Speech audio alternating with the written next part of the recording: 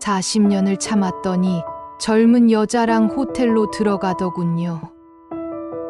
호텔로 젊은 여자와 들어가는 남편을 보고 저는 떨리는 마음에 그 자리를 벗어나지도 못하고 몇 시간을 멍하니 서 있었습니다.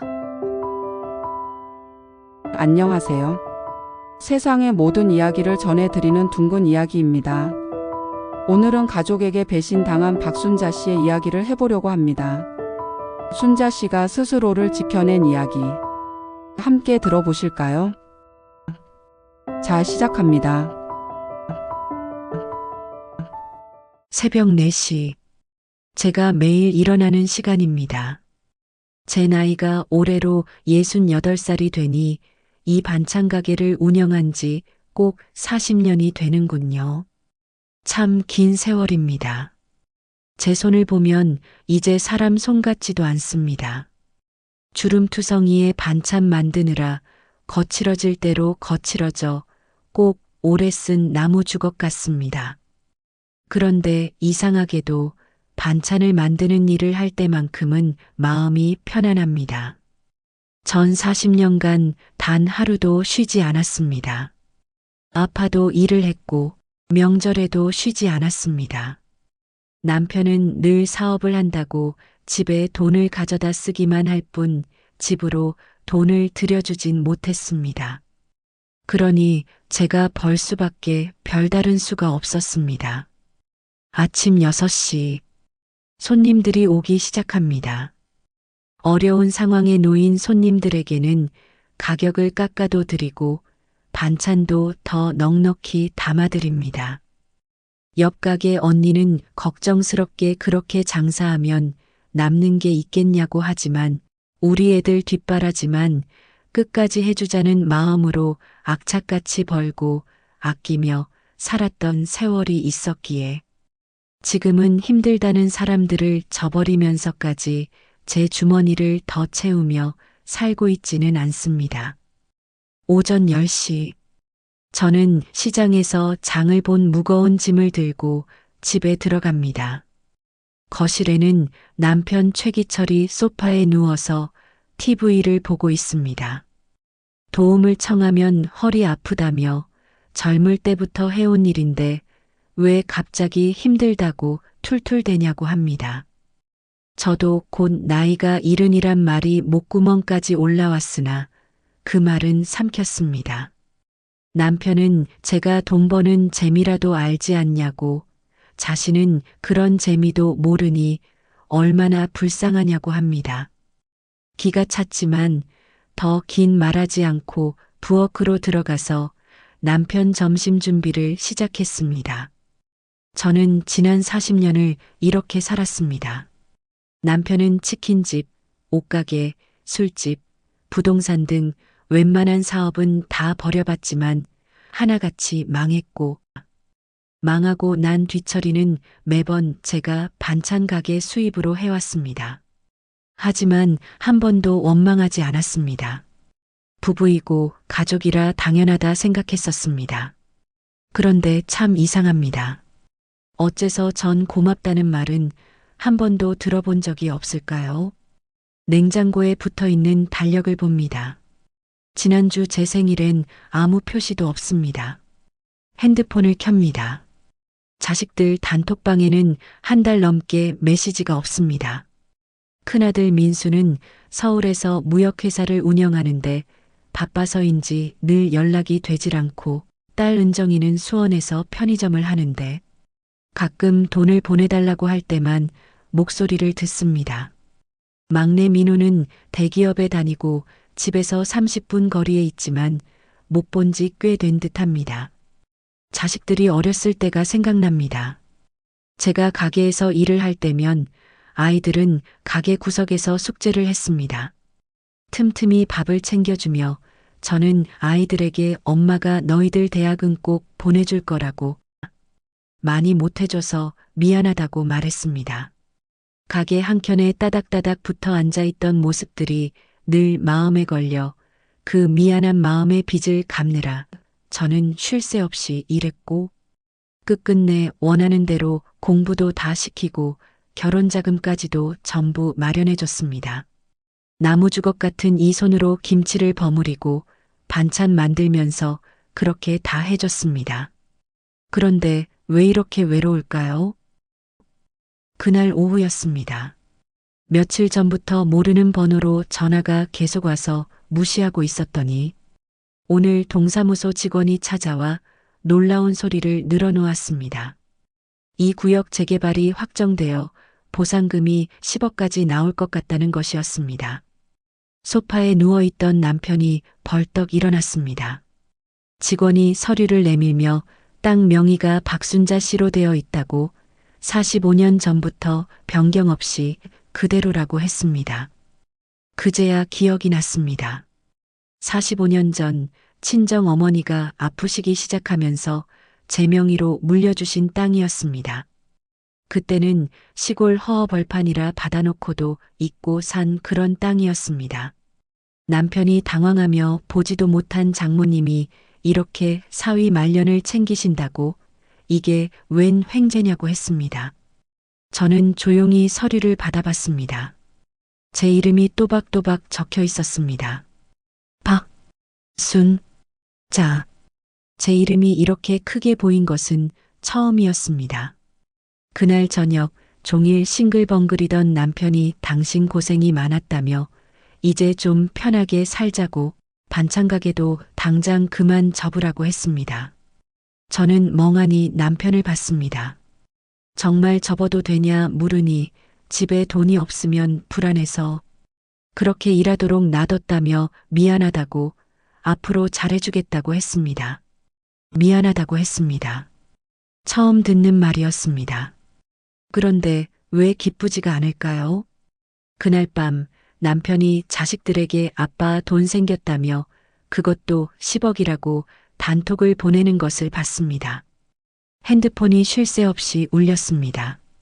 민수는 내일 가겠다고, 은정이는 자신도 줄 거냐 묻고, 민호는 월차 내고 내일 가겠다고 하더군요. 저는 핸드폰을 보면서 웃었습니다. 씁쓸한 웃음이 절로 났습니다. 얼마 전 제 생일 때는 조용하던 핸드폰이 10억이란 단어에 동시에 울리고 있었습니다. 그날 밤 처음으로 이런 생각이 들었습니다.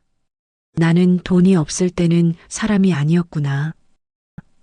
다음 날 아침 자식들이 집에 모였습니다. 큰아들 민수가 아버지 환갑잔치를 하자고 하더군요. 호텔에서 제대로 크게 하자더군요. 남편은 올해 70입니다. 환갑은 이미 10년 전에 지났습니다. 딸 은정이와 막내 민호도 거들며 친척들 다 불러서 성대하게 하자고 회사 사람들도 부르고 싶다고 했습니다. 저는 가만히 듣고만 있었습니다. 그런데 아무도 제 지난 환갑은 말하지 않았습니다. 아무도 기억하지 않았습니다. 남편의 늦은 환갑잔치 이야기가 나온 지 3일 후 큰아들 민수가 다시 찾아와 사업이 어렵다며 2억만 빌려달라고 했습니다. 남편이 우리 돈 이제 넉넉하다며 당연히 도와줘야 한다고 했고 민수는 제게 엄마도 찬성하냐며 아들 사업 망하는 걸 가만히 보고만 있지 말고 도와달라 하더군요. 저는 고개만 가만히 끄덕이고 의기양양한 남편 얼굴만 다시금 쳐다봤습니다. 다음 날은 은정이가 찾아왔습니다. 눈이 퉁퉁 부어 있었습니다. 남편한테 편의점 인테리어 대출 3억이 있다며 이자만 매달 200만 원이 나간다고 울면서 도와달라고 했습니다. 딸이 우는 모습을 보니 가슴이 아팠습니다. 남편이 딸이 이렇게 힘들어하는데 어떻게 안 도와주겠냐며 또 선뜻 돈을 준다 하더군요. 은정이가 제 손을 잡고 2억만 부탁드린다고 하였고 저는 또 고개를 끄덕였습니다. 일주일 후 막내 민호가 부동산 매물 자료를 들고 왔습니다. 강남 아파트 하나가 나왔는데 지금 안 사면 평생 후회할 거라며 5억밖에 안 한다고 했습니다. 계약금만 5천만 원인데 제 월급으로는 대출이 안 된다며 1억만 도와달라고 했습니다. 남편이 웃으며 막내 녀석 역시 똑똑하다며 강남 아파트는 사두는 게 맞다고 했습니다. 저는 민호에게 회사 다니면서 받은 월급은 어디 갔냐고, 그동안 모은 돈이 없냐고 물었습니다. 민호는 요즘 강남에서 살려면 돈이 얼마나 드는지 모르냐며 월급은 생활비로 쓰기도 모자란다고 했습니다. 저는 더 이상 말하지 않았습니다. 그날 밤 저는 계산을 해봤습니다. 민수 2억, 은정 2억, 민호 1억, 환갑잔치 비용 5천만 원. 총 5억 5천만 원입니다. 10억 중에서 절반 이상입니다. 저는 남편에게 그럼 우리도 집을 좀 괜찮은 걸로 사서 옮길까요? 아님 그냥 현금으로 들고 있을까요? 우린 앞으로 어떻게 지낼까요? 하고 물었습니다. 남편은 우리는 내가 장사하면서 지금처럼 살면 된다며 반찬 가게 수입이 짭짤하니 돈 쓸 생각하지 말고 벌 수 있을 때 벌어야 한다고 하더군요. 저는 그만하라고 했잖냐며 편하게 살라고 했잖냐고 저도 이제 나이가 들어서 힘들다고 했습니다. 남편은 그럼 어쩌자고 자식들이 어려운데 부모가 안 도와줘? 있는 돈 다 털어쓰고 나면 어찌 사냐며 잔말 말고 남은 돈에 손대지 말고 살던 대로 살라고 했습니다. 저는 아무 말도 하지 못했습니다. 남편 말이 서운하기는 했으나 그렇다고 틀린 말도 아니라 생각해서 애들을 도와줄 수 있다는 사실만으로 만족하고 넘어가려 했습니다. 그러던 어느 날 오후였습니다. 남편이 친구를 만난다며 나가더군요. 뭔가 기분이 이상했습니다. 나가기 전 남편이 유달리 치장을 하는 게 신경이 쓰였습니다. 사실 남편에게는 친구가 많지 않습니다. 40년간 연이은 사업 실패로 주변 친구들이 하나둘 떠났거든요. 그런데 요즘 계속 저렇게 친구를 만난다며 나가는 일이 잦았습니다. 저는 그날 큰 마음을 먹고 남편을 따라가 봤습니다. 남편은 시내 한 카페로 들어가 거기서 기다리던 젊은 여자와 마주했습니다. 여잔 30대 후반, 40대 초반 정도로 보였습니다. 두 사람은 마치 연인처럼 보였습니다. 남편이 여자의 손을 잡았고 여자는 웃었습니다. 저는 그 자리에 얼어붙었습니다. 카페를 나온 남편과 여자는 호텔로 들어가더군요. 저는 그 앞에서 몇 시간을 서 있었습니다. 다리가 후들거려 그 자리를 떠나는 것도 쉽지 않았습니다. 겨우 정신을 차리고 집으로 돌아와 저는 남편의 서재를 뒤졌습니다. 서랍 깊숙한 곳에서 서류 하나를 발견했습니다. 이혼 합의서 초안이었습니다. 가쁜 숨을 몰아쉬며 저는 천천히 종이에 적힌 글을 읽어내려갔습니다. 박순자에게는 재산 분할 없음. 본인 스스로 생계 능력 있음. 10억 전액을 최기철 명의로 이전 후 자식들에게 상당 부분 증여. 저는 그 가당치도 않은 글들을 보면서 웃었습니다. 이때까지만 해도 웃음은 나왔던 것 같습니다. 40년입니다. 40년을 함께 살며 저는 이 사람을 위해 청춘을 바쳤습니다. 손이 닳도록 일도 했고 자식들도 최선을 다해 키웠습니다. 남편의 빚 또한 다 갚아냈습니다. 그렇게 산다고 단 한 번도 제 꿈을 꾸지 못했습니다. 그런데 이것이 제가 받을 대가였습니다. 그날 밤 남편이 집에 돌아왔습니다. 저는 아무렇지 않은 척 저녁을 차렸습니다. 남편은 밥을 먹으면서 환갑잔치 장소를 예약하러 같이 가자고 했고 저는 그저 알았다고 대답만 했습니다. 목소리가 떨리지 않는 것이 놀라웠습니다. 지난 40년간 훈련된 인내심의 결과인 듯합니다. 식사 후 골아떨어진 남편의 얼굴을 확인한 후 저는 남편의 휴대폰을 열었습니다. 무섭지도 떨리지도 않더군요. 그런데 그 젊은 여자의 연락처를 확인하고자 열었던 핸드폰에서 저는 끔찍한 것을 보았습니다. 매정하게 굴어도 이젠 다 컸으니 지네들 가정이 있으니 사는 게 힘드니 모든 이유를 갖다 붙여 이해하려 했던 내 자식들이 나 없는 단톡방에서 남편과 같이 이혼 계획과 10억을 나눌 계획을 너무나 정교하고도 분명하게 세우고 있었습니다. 민수도 은정이도 민호도 모두 엄마는 가게가 있으니까라는 말로 저를 헌신짝처럼 가볍게 팽개치고 아버지의 새 인생을 응원하고 있었습니다. 이때부턴 눈물이 나지도 웃음조차도 나지 않았습니다. 그저 모든 것을 예감하고 있었고 내 자신에게 너무도 잔인하지만 짐작하고 있던 것들을 눈으로 확인한 것뿐이란 생각이 들었습니다. 그날 밤 저는 제 지난 노고를 짓밟은 이들에게, 가족이라 불렸던 이들에게 똑같이 갚아줄 거라 결심했습니다. 그리고 그 밤이 새도록 저는 계획을 세웠습니다. 다음 날 새벽 4시, 저는 평소처럼 일어났습니다. 평소처럼 가게로 향했습니다. 하지만 오늘이 마지막이라는 제 마음의 선을 그었습니다. 가게 문을 열었습니다. 익숙한 김치 냄새가 났습니다. 오랜 시간 이 냄새와 함께 살았습니다. 저는 천천히 가게를 둘러봤습니다. 낡은 조리대와 기름때 묻은 앞치마, 거래처 전화번호와 단골 손님들의 외상장부, 전부 제 인생이었습니다. 날이 밝자마자 부동산에 전화를 걸었습니다.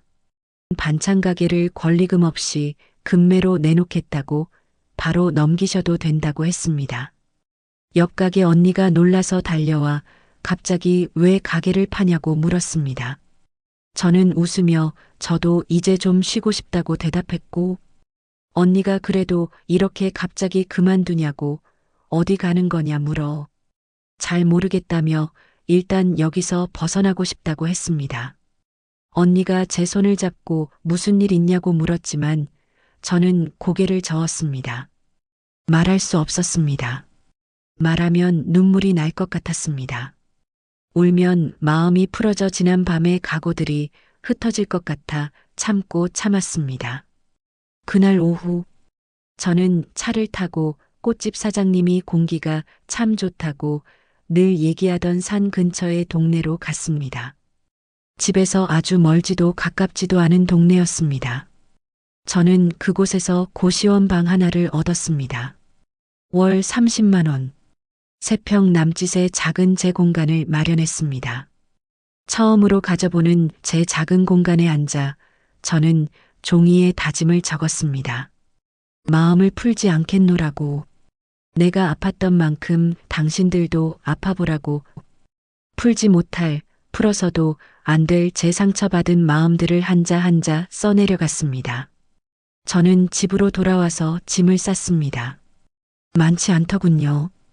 옷 몇 벌과 통장, 도장, 그리고 45년 전 친정 어머니가 주신 10억짜리 땅 문서. 남편이 거실에서 뭐 하는 거냐고 묻더군요. 집을 나가겠다고 하니 남편이 웃으며 농담이 심하다고 내 환갑잔치나 준비하고 헛짓거리하지 말라고 하더군요. 저는 남편을 똑바로 쳐다보며 더 이상 이 집에서 살기 싫다고 말했습니다. 그랬더니 남편은 돈 때문이냐며 혼자 10억 다 해먹으려고 이러냐고 했습니다. 저는 대답하지 않았습니다.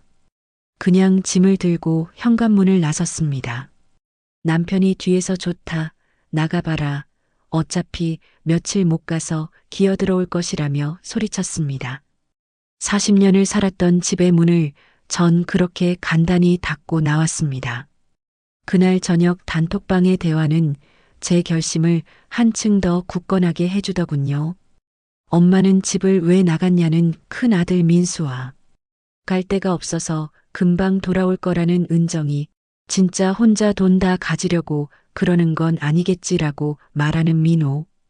오가는 그 말들을 보고 있자니 저는 참담했습니다. 갈 데가 없을 거라는 말이 슬프기까지 하더군요. 그 말이 맞습니다. 평생 일만 하면서 살다 보니 저는 친구도 없고 친척도 연락이 끊긴 지 오래입니다. 집을 나온 지 이틀이 지났습니다. 남편에게서 전화가 와 언제까지 그러고 있을 거냐며 애들도 걱정한다고 말하더군요. 저는 얼토당토 않는 소리를 하는 남편의 말을 자르며 전화를 끊어버렸습니다.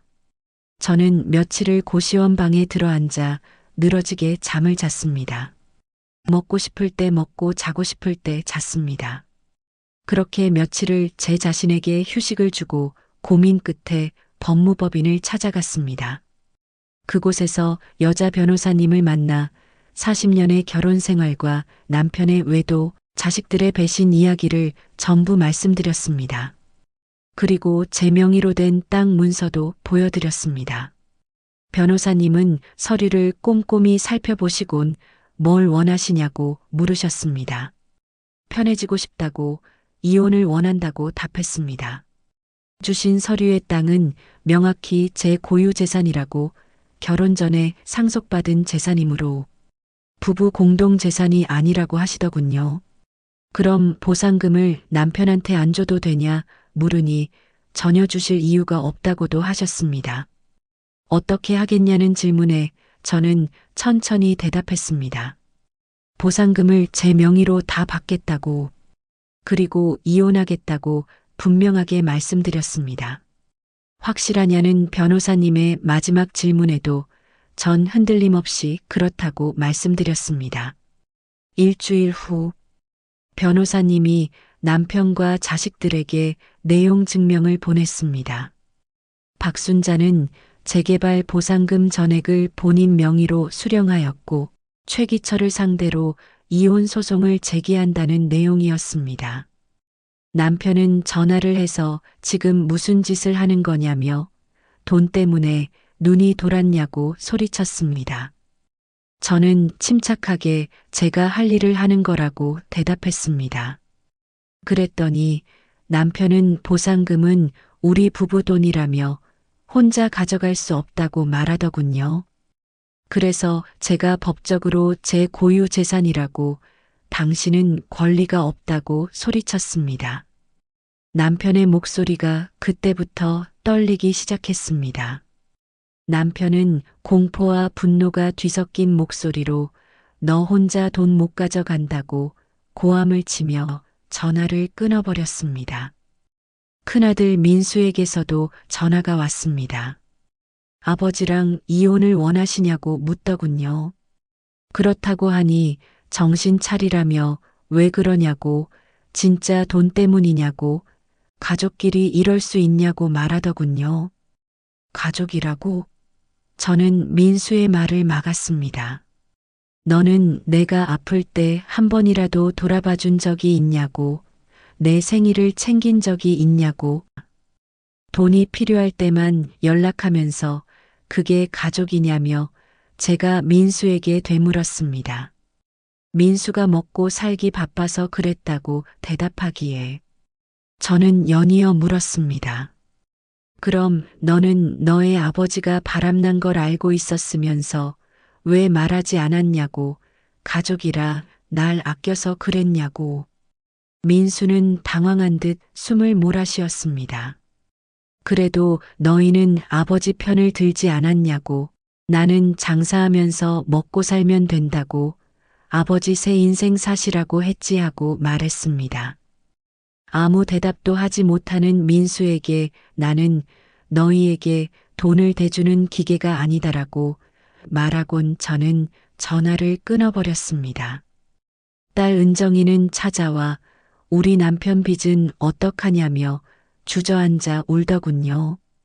저는 차갑게 그건 내 남편과 내가 해결할 문제라고 대답했습니다. 갑자기 왜 이러냐고 묻길래 나는 40평생 내가 어떻게 사는지 걱정하며 살았다고, 그래서 이제는 내가 어떻게 살지 생각할 시간이라고 말하며 돌려보냈습니다. 막내 민호는 전화도 없었고 찾아오지도 않았습니다.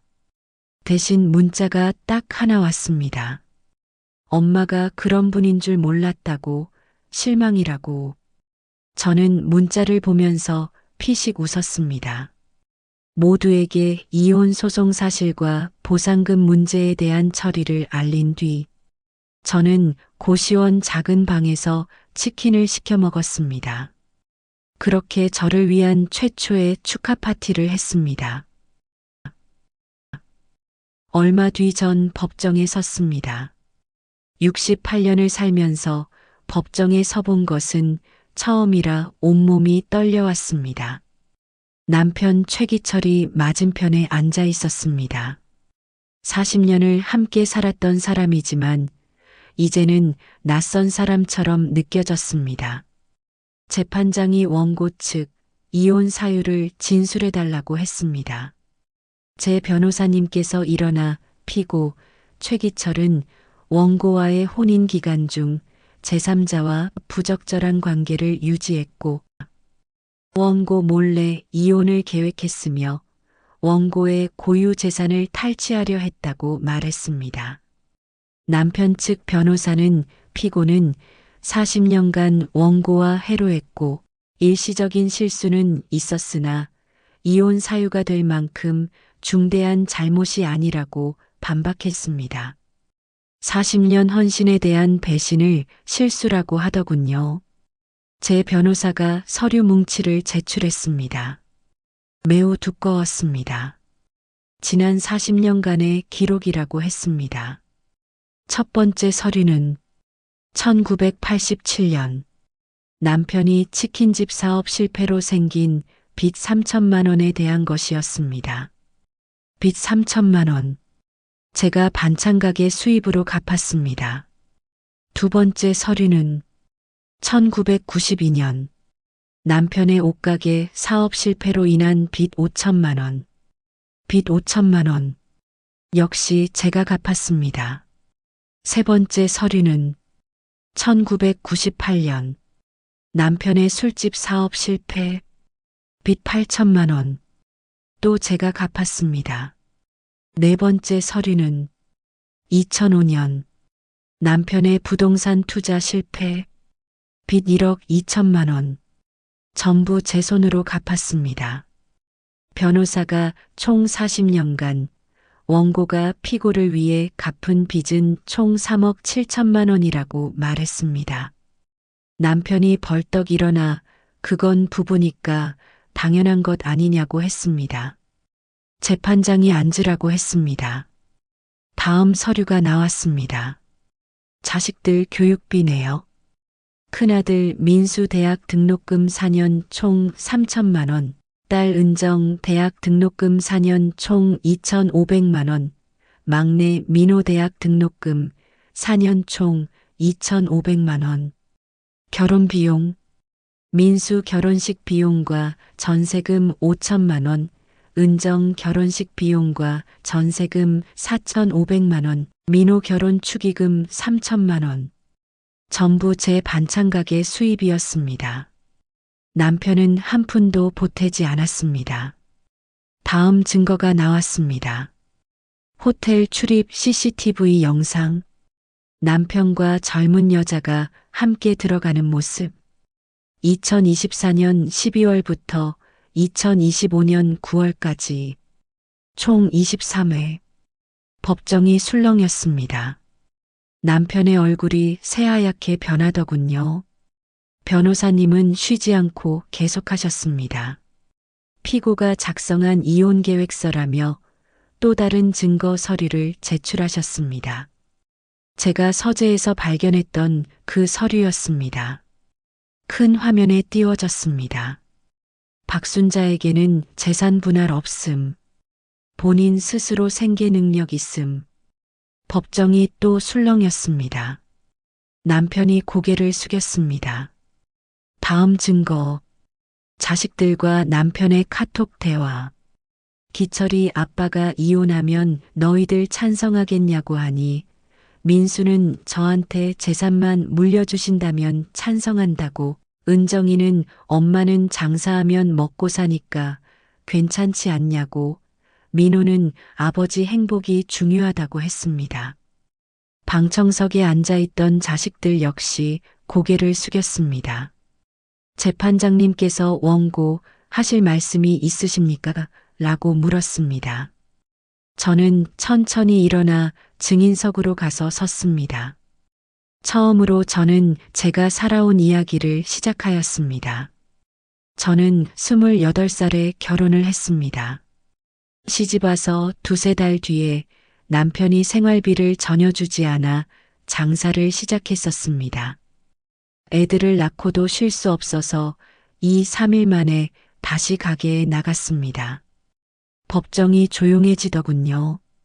새벽 4시에 일어나서 밤 10시에 들어오며 지난 40년간을 저는 그렇게 살았습니다. 남편이 사업 실패할 때마다 빚을 갚기 위해 저는 더 열심히 일했습니다. 자식들이 대학 갈 때쯤에는 아이들 학비 때문에 하루에 서너 시간만 자며 버텼습니다.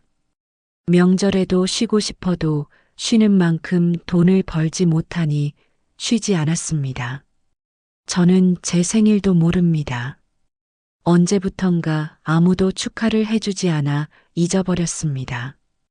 그런데도 그렇게 살아왔던 건 가족이니까 당연하다고 생각했기 때문입니다.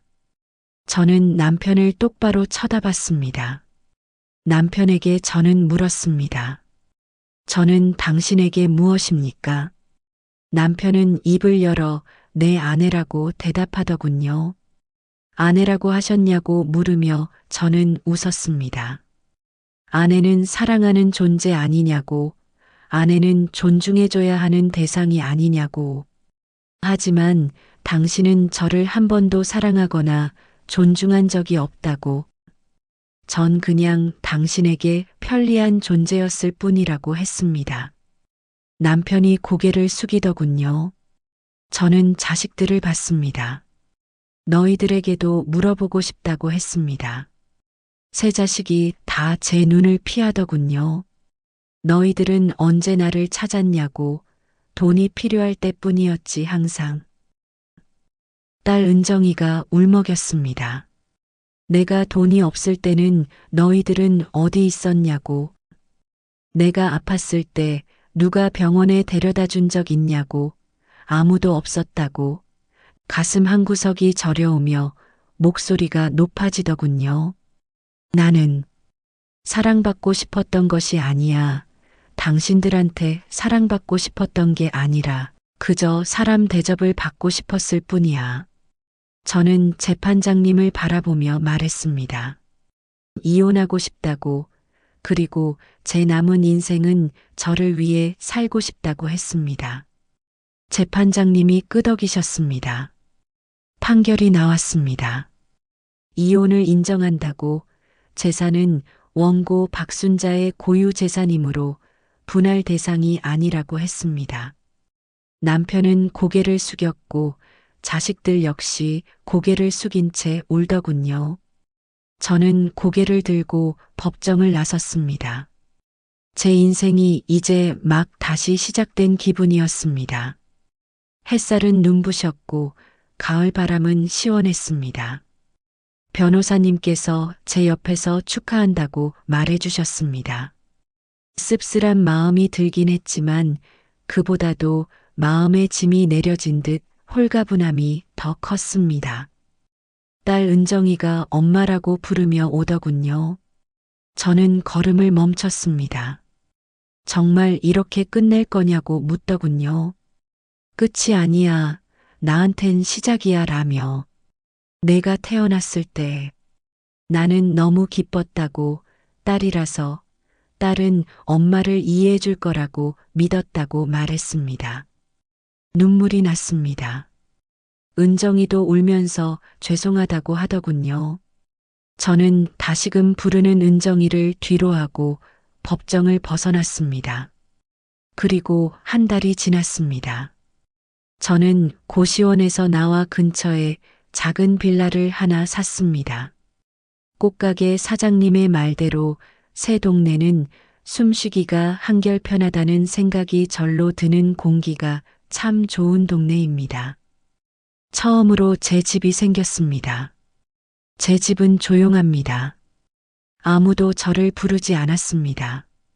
처음에는 짜증스럽게 불러대는 소리들이 갑자기 들리지 않으니 너무도 어색했습니다.